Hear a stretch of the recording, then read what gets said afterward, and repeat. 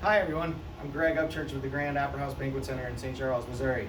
We're here today and we are going to discuss venues and how to pick the right venue and which venue to choose and why. And so first we're going to start with basically, do you piecemeal your venue together or do you go for an all-inclusive? Piecemealing can get quite interesting.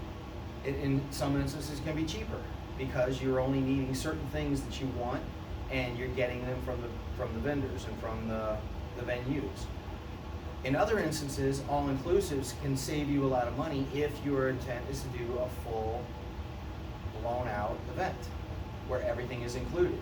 Now, this can go anywhere from getting an individual thing to absolutely everything. Me personally, I do a hybrid of. I don't think I should tell you what kind of cake you should buy. I don't think I should tell you what kind of DJ you should have. I think those are very personal choices. Now, I will help you make a good decision on what you want if you want me to help you. If you don't want me to help you, I stay out of it. It's your personal decision. That's what I allow people to bring to my place at the Grand Opera House.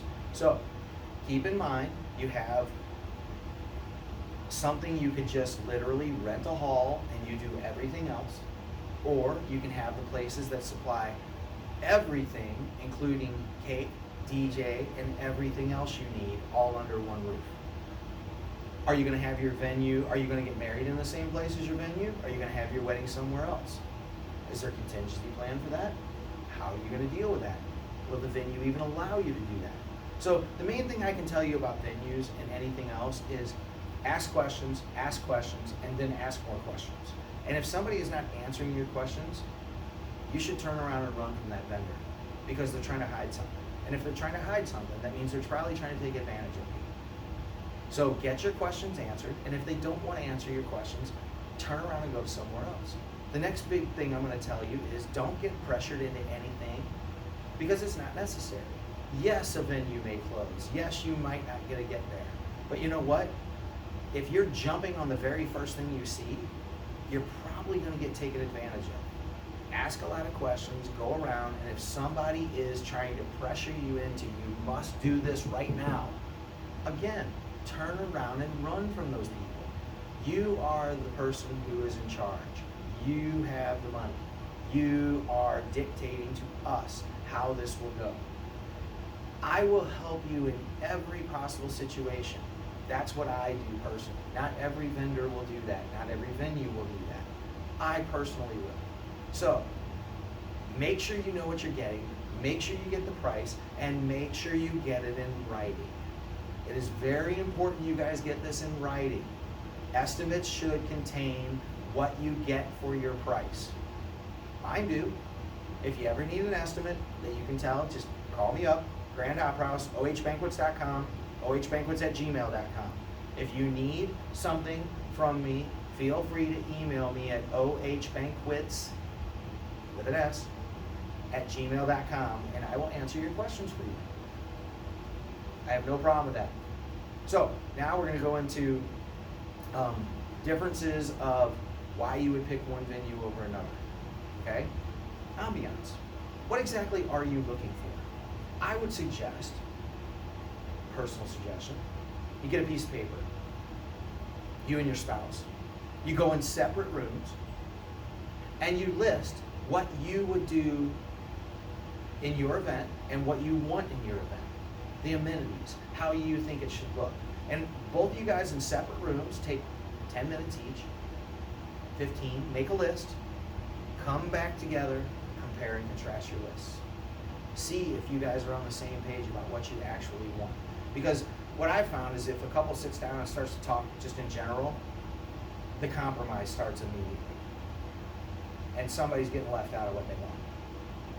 If it's in writing and you can come together and talk about it, then the compromise is a much different thing because your spouse knows now, oh my gosh, this is what they want.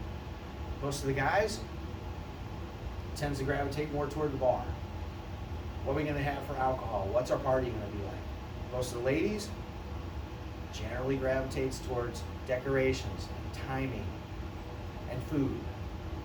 So this is what I'm saying. Everybody can get what they want because generally brides and grooms want two different things.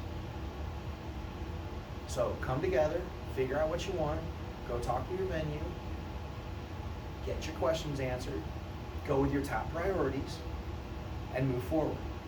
Once you make a decision about your venue, be happy with it, stick with it, because there is no going back. So make sure you are asking the questions you want to know and finding out what's important to you. Biggest advice I can give you. The other big advice I can give you is, wherever you're having your wedding ceremony and wherever you're having your reception, book those two things first and as close to each other as you can. If you can get them booked on the same day, book them on the same day. Because if you book one and the other one closes because you're messing around, then you're going to have problems and you're going to be pigeonholed into what you already booked. So find where you want to go, book the venue you're getting married at and the venue you're having your reception at as close to each other as possible, preferably in the same hour, preferably in the same day. That's the big one. You can always fill your vendors in around that, depending on what your venue will and won't allow you to do. Some venues throw it all in, everything's done for you. Me personally, I do most of it for you. I'm also a planner. So, and I don't charge extra for it. It's just something I do because I find it easier for not only us as a venue, but also for the brides and grooms that come to me and the families. If I take care of this for you, it saves a lot of time and effort on your part. So I just go ahead and do it for you. All right, guys. That's part one, and we'll get into part two in just a second here. We're going to take a quick 2-minute break, and we'll be right back at you. Thank you, guys.